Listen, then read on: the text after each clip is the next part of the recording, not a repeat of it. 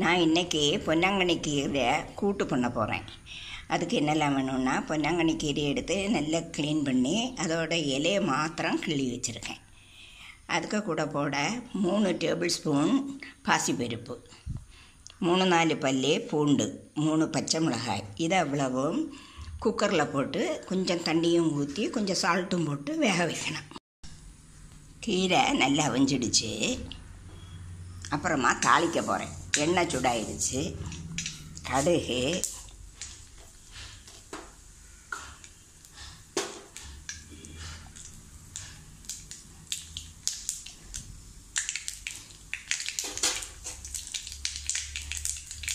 வத்தல் மிளகாய், காயத்தூள் 1 டீஸ்பூன், ஜீரகப்பொடி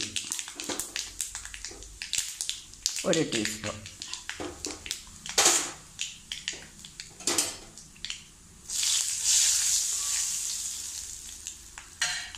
இனி அந்த கீரை வச்சதை அதில் தூக்கி ஊற்றணும்.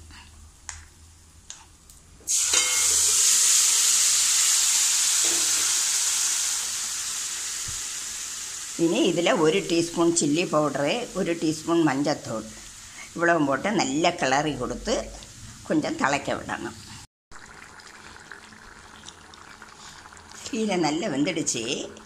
இனி அதில் 1 டீஸ்பூன் அரிசி மாவு தூவி கொடுத்து நல்லா கிளறி கொடுத்து சால்ட்டெல்லாம் சரியாக இருக்கான்னு பார்த்து இறக்கணும்.